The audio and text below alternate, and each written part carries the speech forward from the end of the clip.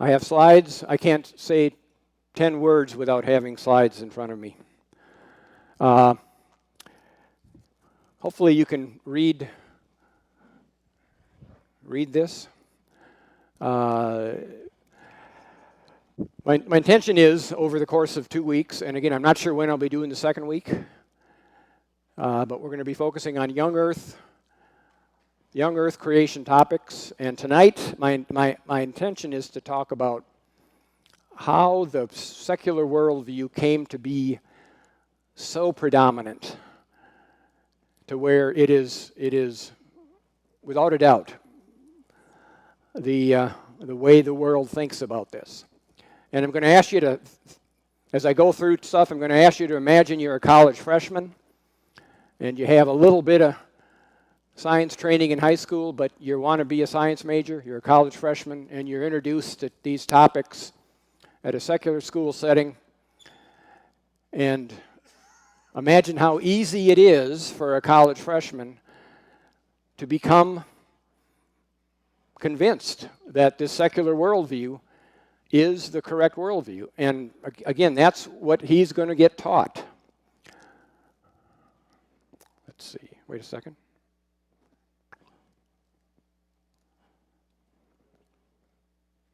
Thank you. Very good. Andy told me that too. Turn it on. There we go. Okay. So we're going to talk about how the modern secular worldview developed, and we're going to look at it through the eyes of 3 disciplines: geology, biology, and physics. When you think of the secular worldview, you often equate it with the theory of evolution, and that's fine. But in a sense, evolution is really just only a subset of the other disciplines that this college freshman will be introduced to, and he'll be taught this secular worldview. He'll also probably be introduced to geology and also be introduced to physics. So I'm going to kind of help you read through this, because I realize the text is a little small. We're going to be comparing worldviews. In the evolutionary worldview, we're going to be talking about the evolution worldview. And one question is, according to the evolution worldview, does God exist? And the answer is, well, he at least isn't needed. He may exist, but in order to explain the physical world around us and the origins of everything, he isn't needed. Okay, the second question, did God create the universe? Well, according to the secular worldview, the answer is no. What's the age of the universe? 14 billion years. What's the age of the Earth? About 4.5 billion years. Does macroevolution occur? I'm going to be using that term macroevolution to talk about the evolution from microbes all the way up to man. There's a small-scale evolution that certainly does occur called microevolution, and creationists don't debate that occurs. We saw that occur with the COVID virus, how it started as one type of virus, and over months and years it evolved into another type of virus. But it still is what? It still is a COVID virus. And it's never going to be anything other than that. Okay, so some other aspects of the evolution worldview. Is there evidence of intelligent design in the universe? And the evolutionists would say no, there's not evidence of intelligent design. Was the origin of humans special? No. Was there a literal global flood as documented in Genesis? No. What's the group espousing this view? Well, it's everywhere. Any public university, I'm saying, certainly is going to espouse this view. Any technical courses you take in a public university, that's what you're going to be taught. Well-known proponents, Richard Dawkins. I don't know if you're familiar with him. He's an evolutionary biologist. Neil deGrasse Tyson is an astronomer. Okay, let's contrast that with the young Earth creation view, which I believe is what the Bible teaches. Okay, does God exist? Yes. Did God create the universe? Yes, via the creation story as recorded in Genesis. What's the age of the universe? 6,000 years or so. Bible isn't real clear on that. Some people claim you can be real exact, and perhaps you can. But it's in that range. I have an asterisk behind that because, interestingly, there's I'm not going to get into this, but there's a creation astronomer who has a view that, well, it's probably something I'm not going to get into. But there's an alternative view out there. The age of the Earth is about 6,000 years. Does macroevolution occur? No. In contrast to what the secular worldview is. Is there evidence of intelligent design in the universe? Yes. Was the origin of humans special? Yes. Was there a literal global flood as documented in Genesis? Yes. And groups espousing this view, you're familiar with some of these groups, the Institute for Creation Research. Answers in Genesis are two well-known groups and well-known proponents. Henry Morris, who's passed away, is considered kind of the father of modern young earth creationism. And Ken Ham, you may be familiar with him. He's the president of the Answers in Genesis group. There's actually a third group, and that's kind of a middle-of-the-road group. And I suspect, although I'm not going to ask for a show of hands, but there may even be some people here that belong to this third group. And it's a group that I'm collectively calling theistic evolution. And what the theistic evolutionists believe is this. Okay, does God exist? Yes. Did God create the universe? Yes, but via the Big Bang about 14 billion years ago. Age of the Earth, 4.5 billion years old. Does macroevolution occur? Yes, but it's directed by God. I'll come back to that in just a second. Is there evidence of intelligent design in the universe? Yes. You see, that's different than the evolution view. Was the origin of humans special? Yes. Again, that's different than the evolution view. Was there a literal global flood as documented in Genesis? No.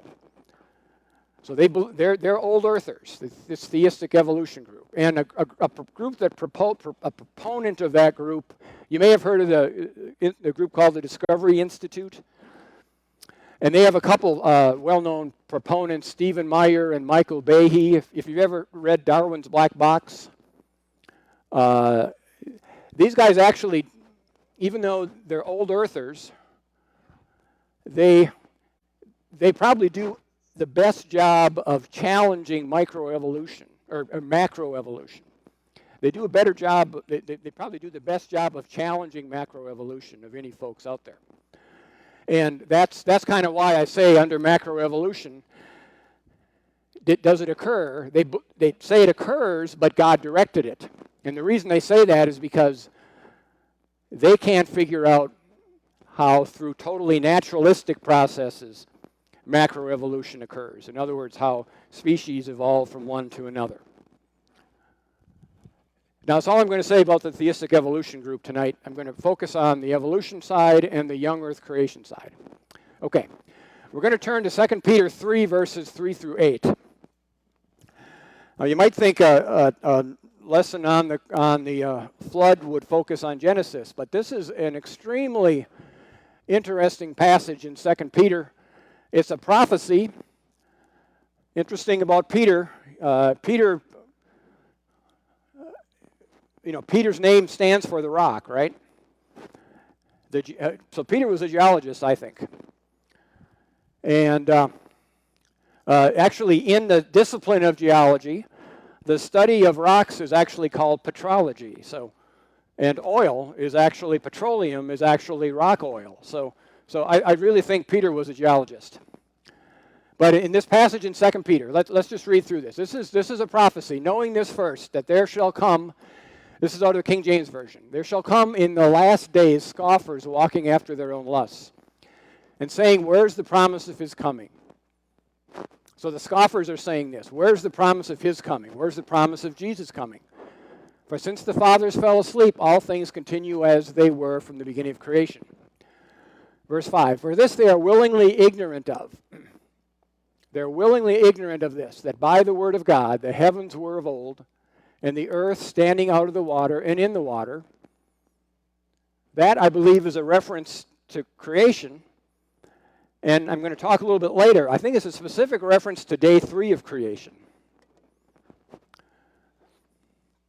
Verse 6, whereby the world that then was, being overflowed with water, perished. That's a reference to the flood, the global flood. So these two things that the modern-day scoffers are willingly ignorant of.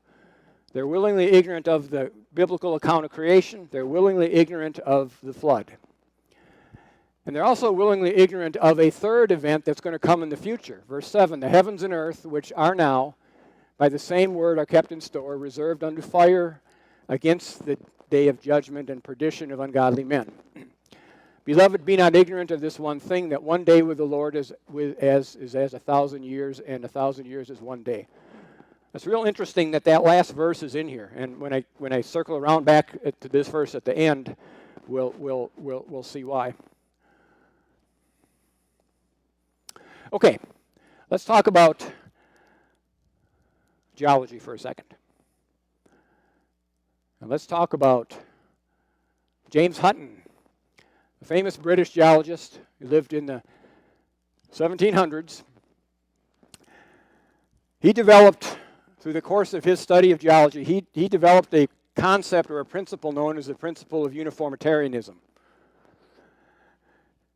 And it's based on this notion. If you want to understand the rates at which past geological processes occurred, look at present geological processes. He was a geologist. He was studying outcrops and rock formations in England, and he was looking at them and seeing these stack of rocks in an outcrop, and he'd see sandstones and shales and limestones, and then he was observing how slowly present-day processes occur, how slowly that outcrop is eroded during a rainstorm, how slowly a delta builds up. And he drew the conclusion then that if I want to understand these past processes, all I need to do is look at present-day processes. And at present-day processes, sediments get deposited at a rate of inches per decades, or something like that, okay? Slow rates, the average depositional rates. And the phrase, the concept of uniformitarianism got popularized and became the phrase that kind of sums it up is this phrase at the bottom, the present is the key to the past. If you want to understand past geological processes, look at present geological processes. That makes sense, actually. If you're a geology student, you're coming into a class and someone's telling you that, you say, well, that makes sense. I mean, I'm looking at this outcrop and, I see how slowly sediments are deposited nowadays, and I see 1,000 feet or 500 feet of rock outcrop, that must have taken hundreds of thousands to millions of years to form. That makes sense. Hutton became convinced of this theory by going to a very famous outcrop in eastern Scotland called Sicker Point. It's east of Edinburgh, and that's a picture of the outcrop. And there's a lot of geology going on in this outcrop, and Hutton is right when he says there's a lot of geology going on in the outcrop. I've highlighted with red lines. Oops, let's go back.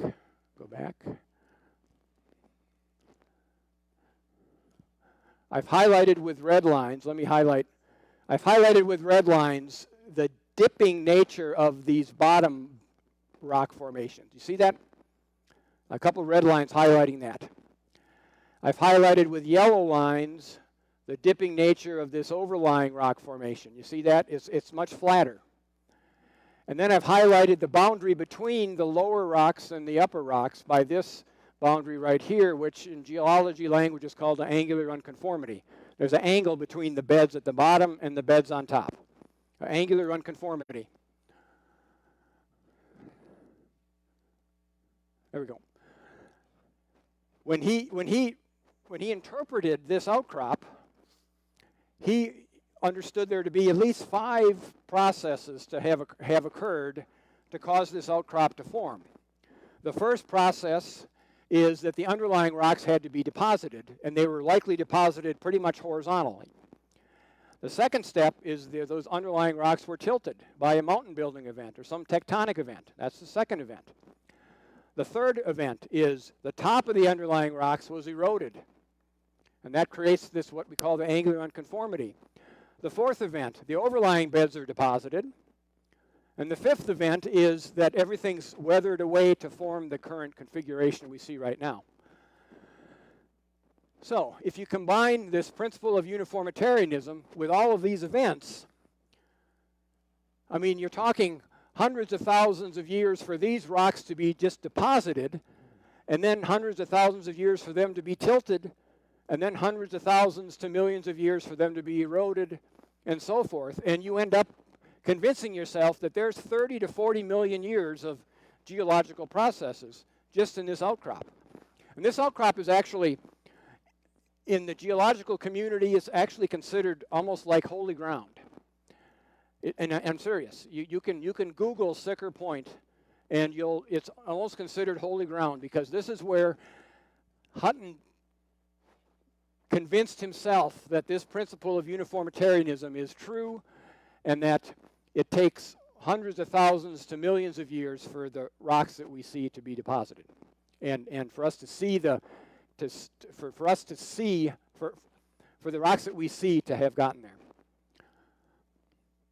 So again, the present is the key to the past. Okay, let's now this is what the geology. This is what your freshman in college is going to be told. What's some pushback on this?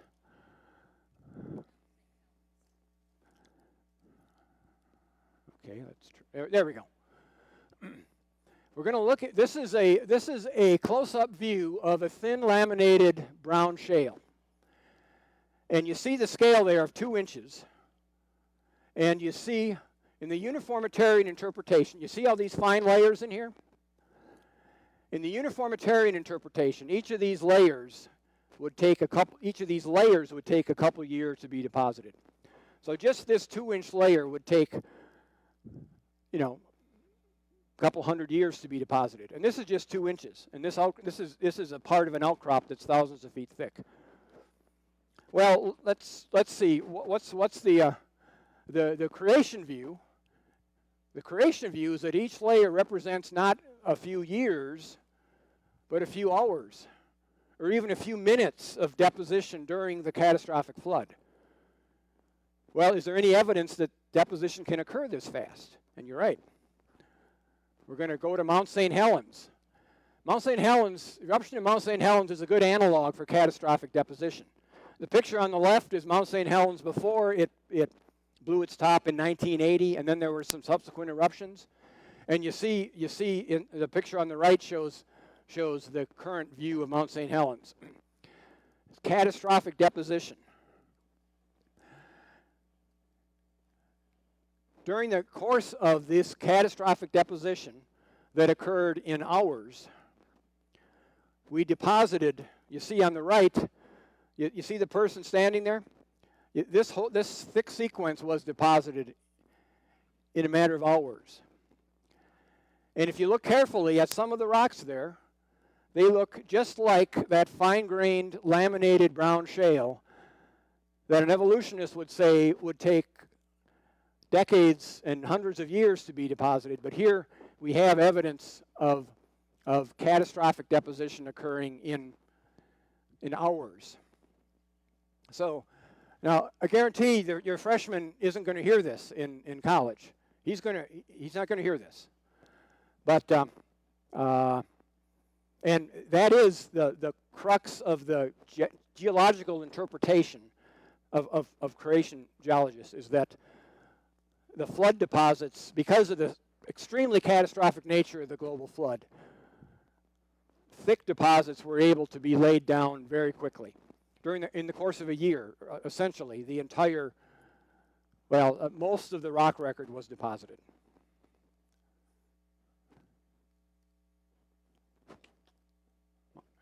Okay, let's go to the next discipline, which is biology, and here's where you get into the theory of evolution. And, of course, the theory of evolution was developed by Charles Darwin. He lived later than Hutton, so he already had in his mind this notion of hundreds of thousands to millions of years.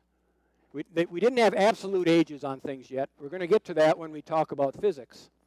But we had this notion, Darwin had this notion that, okay, things could take a lot longer to occur than what the Bible said. And the biblical view up until this time was pretty much the accepted view, some sort of a young earth view. Okay, Charles Darwin, he took a voyage on the HMS Beagle 5 years, so he went around the world 5 years when he was younger. And then about 20 years later, he published on the what's called On the Origin of Species, and among other things, that's where he proposes the theory of evolution. The theory of evolution states that species change or evolve over time. Now, we'll get into that more. During the course of this year, or these years, some of the places that he visited that helped him develop this theory, he visited South America, where he observed varieties of fossils that were similar to but slightly different from modern varieties. He went to the Galapagos Islands, and this is, you probably are familiar with Darwin's finches, and the finches that he observed on the Galapagos Islands. These islands are west of Ecuador. Interestingly, they're almost straight south of us right here. If you look at a map, a globe, and go straight south of New Orleans to the equator, that's about where the Galapagos Islands is. Interesting. He observed different finches, birds, the type of bird, have different beaks that appeared most effective for their specific ecological niche. Likely, they all evolved from a common ancestor, okay? He also went to Australia. He observed animals such as the platypus that were only present in Australia. Okay. What are some of the concepts, additional concepts related to the theory of evolution? Okay, the theory of evolution states that species change or evolve over time. It relies on natural selection as the mechanism for how this change happens. Natural selection is a process or pressure that causes organisms to change over time in order to survive and reproduce in their environment. Organisms have different traits that make them more or less suited for their environment. Those more favorable traits tend to get passed down. Natural selection is not intentional, but depends on changes in the environment or competition between organisms. Okay, not a whole lot to argue about that. I mean, you can, and creationists push back a little bit on natural selection, but it's this third point that all life on Earth descended from a common ancestor and is therefore related, that creationists would have a issue with. What I'm showing here, and it's a little hard to see. Let's just go through the reading. The evolution view is this: the fossil record shows the progressive evolution of life from simple forms to more complex forms over hundreds of millions of years. The oldest are marine fossils. The first terrestrial fossils were in the late Paleozoic. Terrestrial fossils become more common in the younger rocks. What I'm showing on the right is, and you can't read these dates here, but this goes back to about 500 million years ago. And the oldest rocks that we have start to have fossils in is in the Cambrian. And then we go up through, this word says Paleozoic, so all these are Paleozoic rocks. This next era is the Mesozoic, and this is the era of dinosaurs. So if you look over to the right, you can see this in the dinosaurs. And then the most recent is the Cenozoic, and that's mammals, and humans are way up here at the top. But again, this time, we haven't talked about the absolute time scale yet. We will in a second.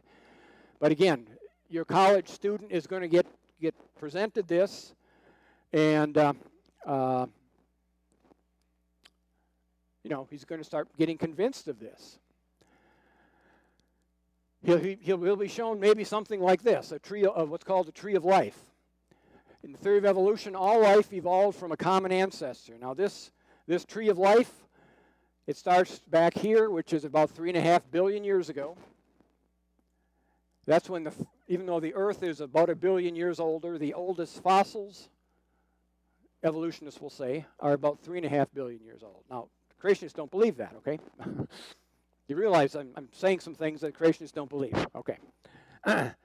Oldest fossils about 3.5 billion years ago. And as time progressed, life evolved, became slightly more complex, much more complex, started diversifying. And if you were to say, okay, where are humans? Humans are way up here on this tree of life. And we evolved very late in time, only over the last couple million years.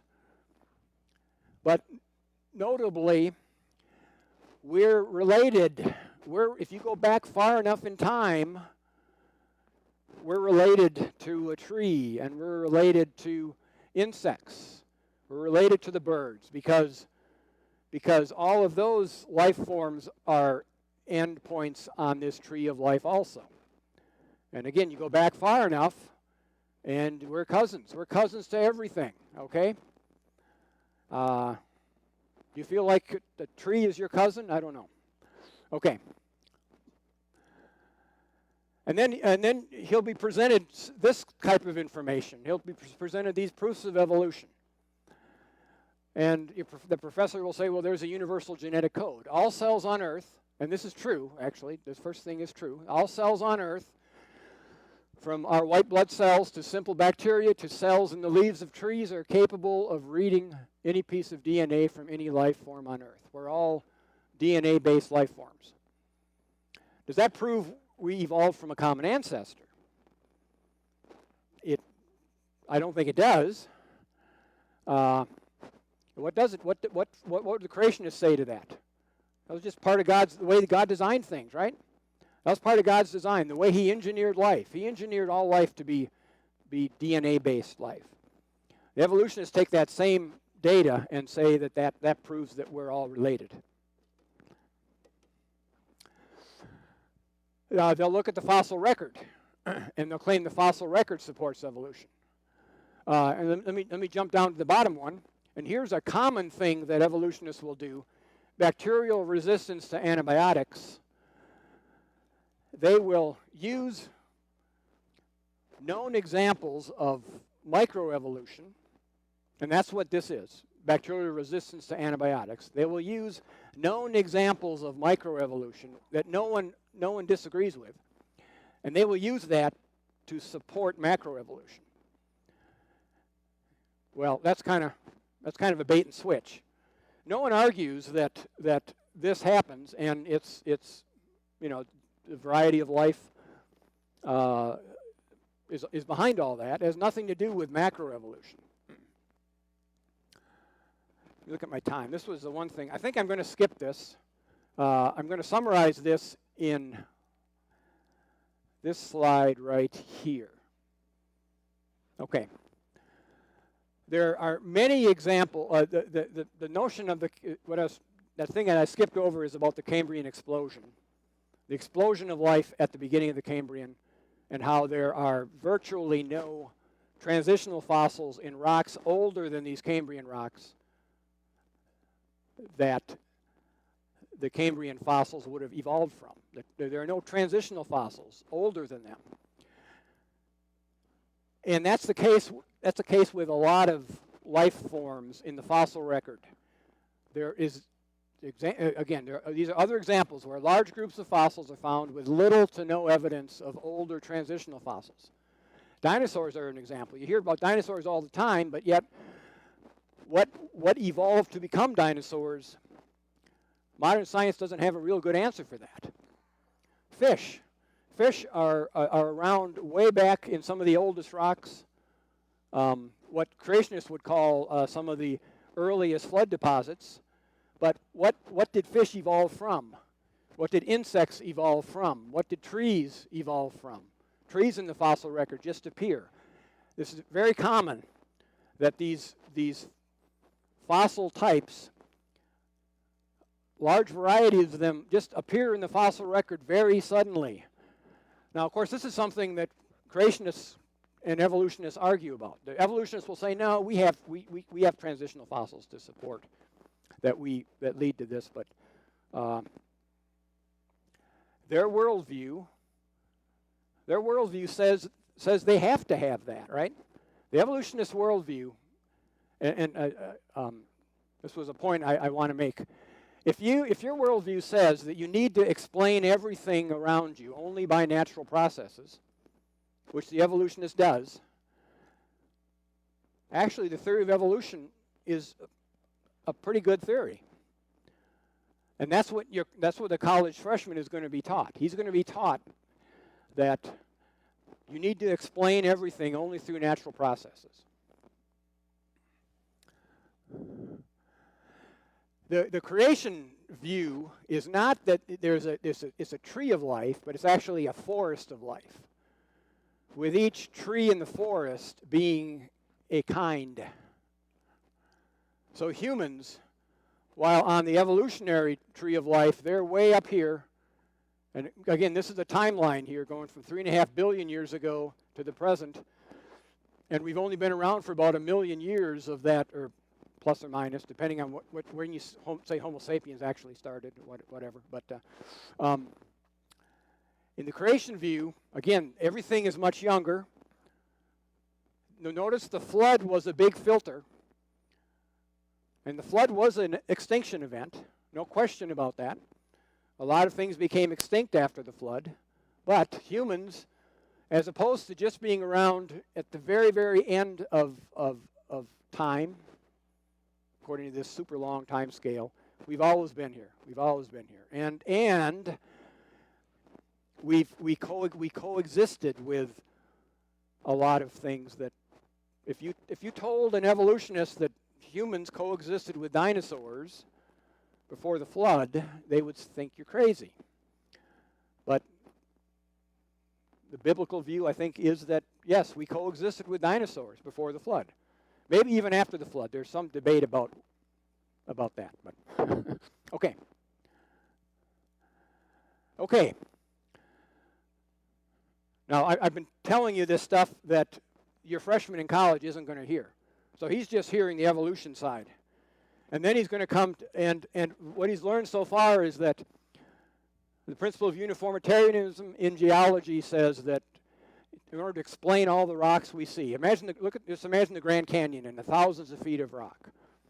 In order to explain that, in order to explain the diversity of life we have on Earth, we needed probably hundreds of millions of years.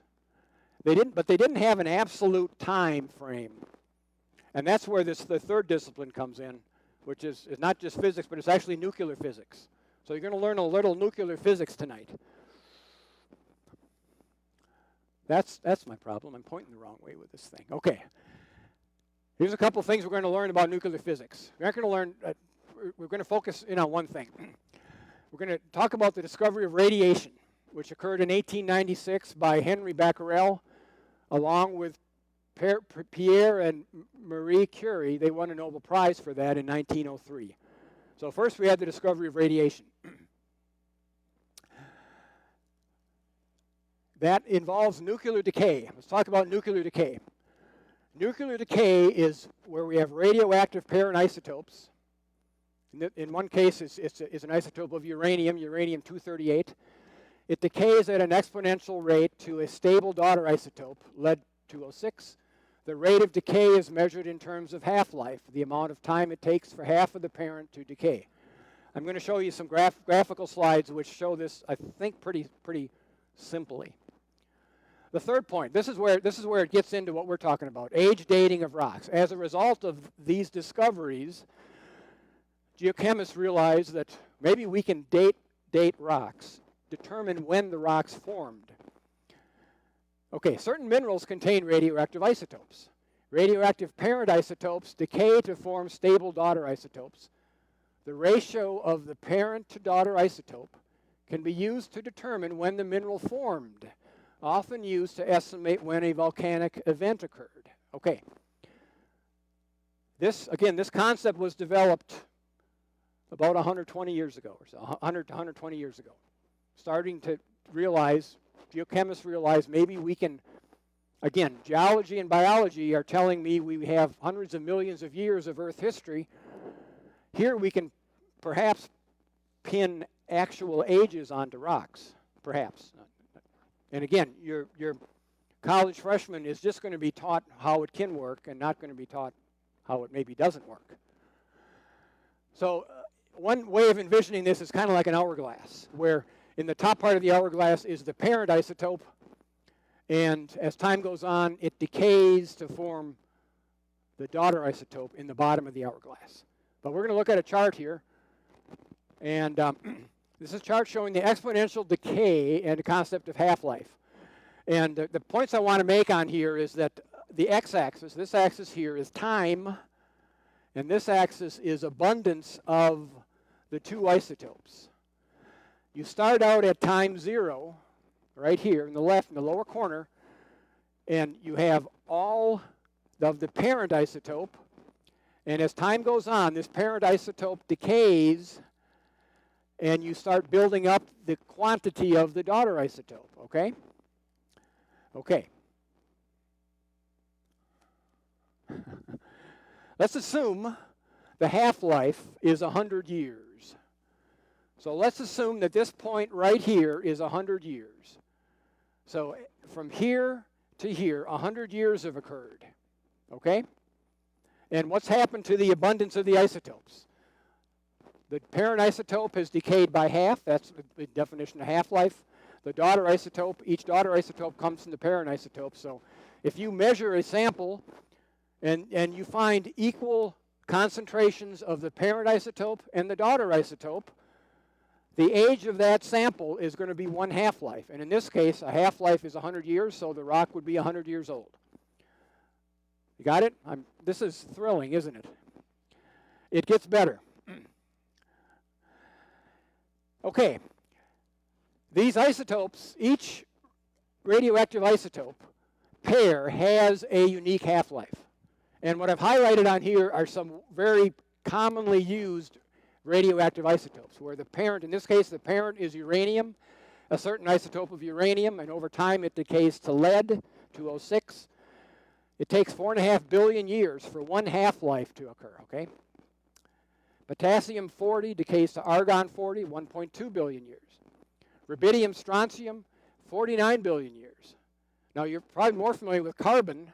It's a little bit different kind of system, but carbon-14 decays to nitrogen-14, the half-life of 5570. That's why for super old rocks, and I'm talking in evolutionary terms, for super old rocks, they will use one of these top 3 dating techniques. For real young stuff, and especially for stuff that used to be living, and that's one of the keys with carbon-14 dating, is if something used to be living and now it's dead, they can do carbon-14 dating on it. But the half-life is so short that it can only be effectively used for stuff that's tens of thousands to 50 to 60,000 years old in evolution years, okay? I'm not saying that I think the things are truly that old, you understand, okay? Okay, so this is what people are actually, the isotopes that are actually being used by geochemists to date rocks, okay? There are assumptions in there. What are the assumptions in these dating methods? One assumption is that the amount of the parent isotope and the daughter isotope at the original conditions can be accurately estimated. In other words, when the volcanic event occurred and the crystal crystallized, that you can estimate that. Because realize we're looking at a mineral sample that's many years younger than when it actually formed. Okay, so you have to be able to estimate that. The rate of decay is constant. And thirdly, that the system is closed, meaning no parent or daughter isotopes are leaving or entering the system. And your freshman is being taught this, okay? He probably isn't being shown this, though. This is actually from a creation video, a guy by the name of Dr. Tass Walker. And he's showing examples here of volcanic events that occurred in human history Okay, so we know when the volcanic eruption occurred. So this Mount St. Helens, this was one of the later eruptions in 1986. The potassium argon age comes, and this is in millions of years, anywhere from 350,000 years to 2.8 million years. Yet it occurred 30 years ago, 40 years ago. There's a couple examples from Kilauea and Halu'alei on Hawaii.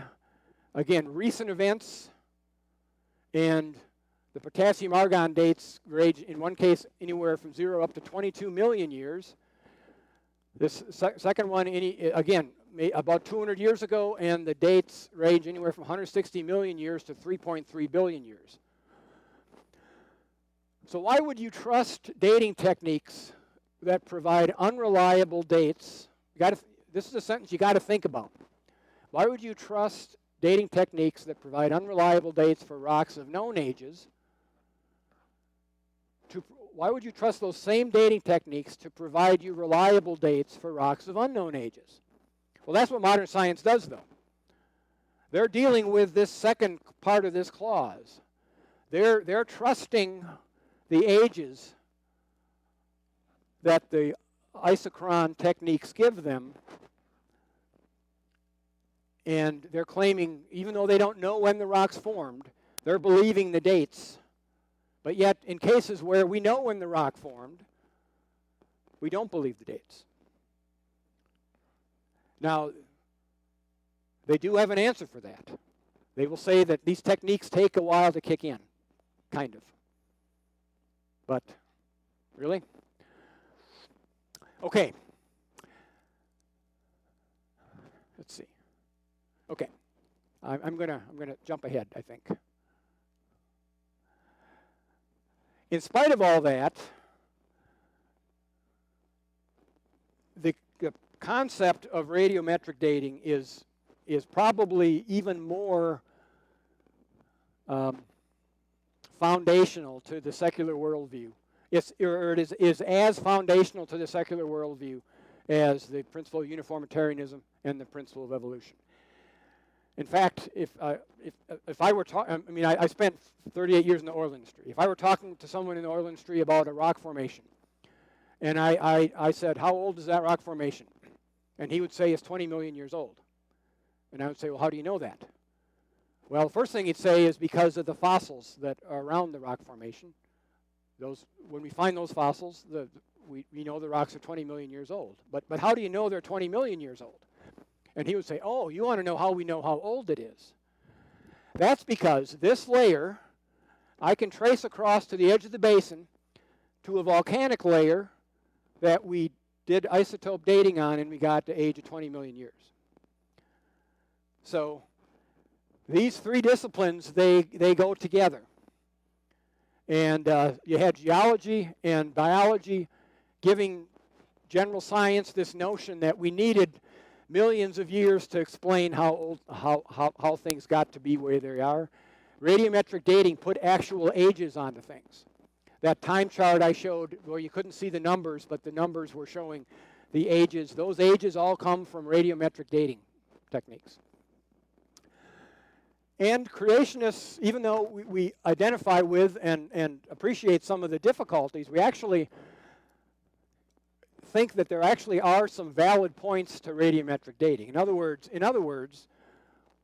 there are many cases where you can get an isotopic age date on something.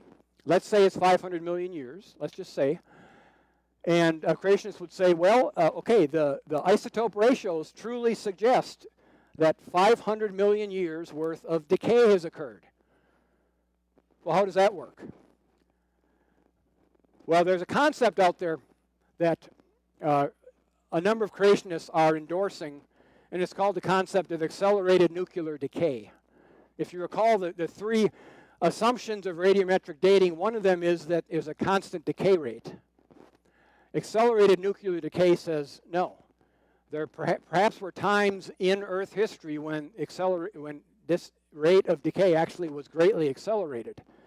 And let's go through an example here to show you what I'm talking about. And I think, let's see, yeah. Let's assume this. Okay, we've already walked through this chart. Let's assume, now we're dealing with an isotope system where the half-life is 1 billion years. And let's say we measure our sample, and we get ratios that are equal between the daughter and parent isotope. And that means that we've probably covered 1 half-life of time between when the rock formed and now. And that means the rock is 1 billion years old. Well, really? Does it really mean it's 1 billion years old? Well, the concept of accelerated nuclear decay says that during this time period, there was a period in there when the rate of decay was greatly accelerated. And it was greatly accelerated to the point that perhaps the rocks are only around 6,000 years old, but the isotope ratios make it look like the rock is around 1 billion years old. Okay, what's the consequence of that? Well, let's think about, are there times in Earth history from a young Earth creation standpoint when accelerated nuclear decay may have actually happened? And it actually might be, we can infer from biblical events that it perhaps happened. And creationists, again, let me say, not all creationists even think we need accelerated nuclear decay to explain the isotope ratios we see in rocks. A lot of them do, though, and I'm in the camp that does kind of believe that it's a tool that maybe helps us explain these extreme ages that we see in these isotope ratios in certain rocks. What were the 2 times in Earth history when it may have happened, when accelerated nuclear decay may have happened? Well, day 3 of creation week. On day 3 of creation week, in the morning probably, God separated the land from the sea. And more specifically, he separated the continental crust from the oceanic crust. I'm going to talk about that in a second. The second period is probably during the flood. And there's a process that I'm not going to get into tonight, but if I do a second week, there's a process that creationists are pretty well bought into. It's called, you may be familiar with the concept of plate tectonics, where the continental plates are slowly moving across the surface of the Earth. Catastrophic plate tectonics says that during the flood, they actually moved much, much, much faster. And the heat required for that catastrophic plate tectonic process to occur, perhaps, came from an accelerated nuclear decay event. In both cases, on the right side, both cases, life was spared from the tremendous heat and radiation. Think of what happens when nuclear reactions occur. They give off heat and radiation. If you accelerate that rate that the decay is occurring, you're going to give off more heat. And if it's occurring at catastrophic rates, you're giving off tremendous amounts of heat and tremendous amounts of radiation. On day 3 of creation, no life was in existence. On the morning of day 3. In the afternoon of day 3, God creates plant life, okay? On the morning of day 3, no life was in existence until later in the day. During the flood now, Noah and all the animals,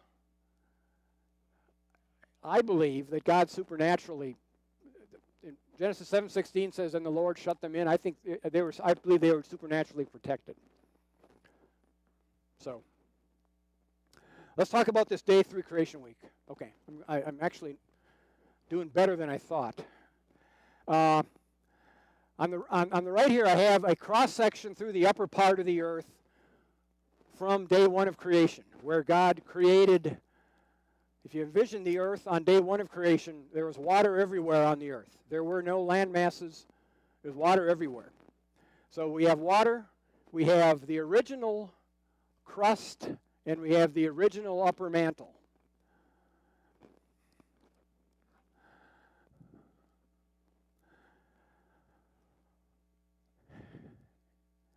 After day 3 of creation week, now the configuration of the earth is like this. We have a granitic continental crust. we have a basaltic oceanic crust, and we have the ocean, a deeper ocean around the world. So the granitic continental crust is thick, it's less dense. The basaltic oceanic crust is thin, it's more dense, and the boundary between the oceanic crust and the continental crust is the shoreline, right? So what happened, I think, perhaps on day 3, is that God supernaturally initiated accelerated nuclear decay. The heat from that decay, the heat from the accelerated decay on the radioactive elements in the original crust caused this original crust to melt.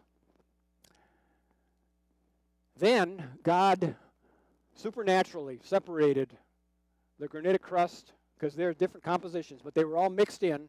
He melted it. He supernaturally separated the granitic crust to form the red crust that we see under us, and then the basaltic crust. So again, there's certainly a supernatural component to this, right?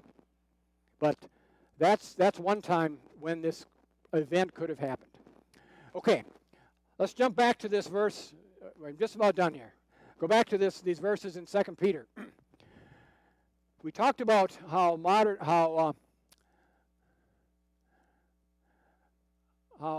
the scoffers, they're willingly ignorant of certain things. Charles Darwin and James Hutton,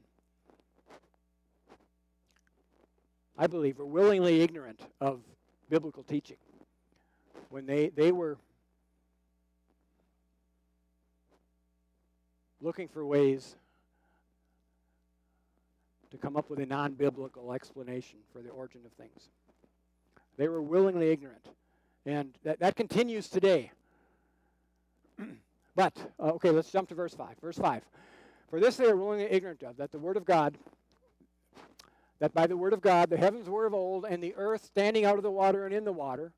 I think that's a specific reference to day 3 of Creation Week. And again, I'm proposing that we had an accelerated nuclear decay event, a heat event there. Verse 6 talks about the flood. I'm proposing we had an event there, an accelerated nuclear event decay there. And then you get to verse 7. And what does verse 7 talk about? The heavens of earth and earth, which are now by the same, are kept in store, reserved unto fire, against the day of judgment. I wonder, I've never heard anyone say this other than me, but is actually, when God destroys the earth and realizes that, we live on a, the environmentalists don't want to believe this, but we live on a disposable planet, right? It's the earth that's going to be destroyed. Is that going to be a third event, accelerated nuclear decay event? I don't know. I wonder if it could be. And then this last verse is really interesting, because the whole discussion I've had tonight is around the difference in time frame between the secular worldview and the young earth creation worldview. And then it's almost like God is winking at us. He says in this last verse, and beloved, be not ignorant of this one thing, that one day with the Lord as 1,000 years, and 1,000 years is one day. Why would he have that verse here? I wonder if he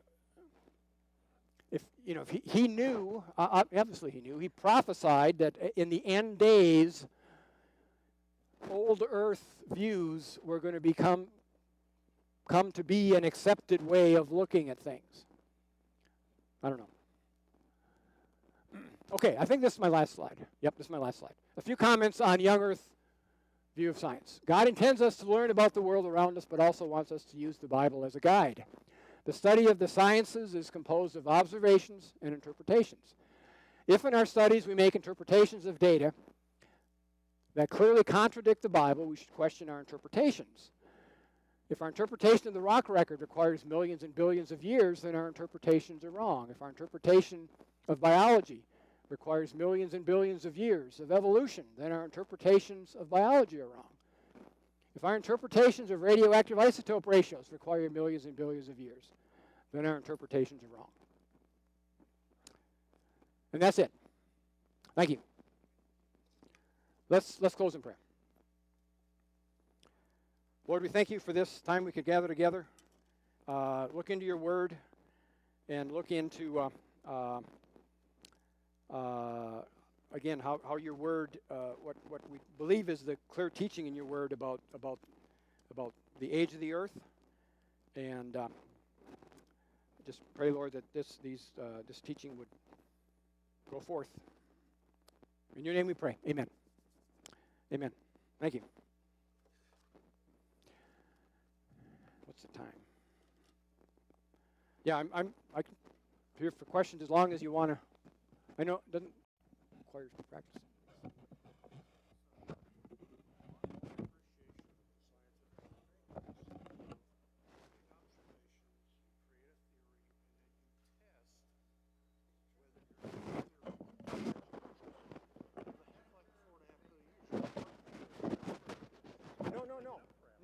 No, they can measure it.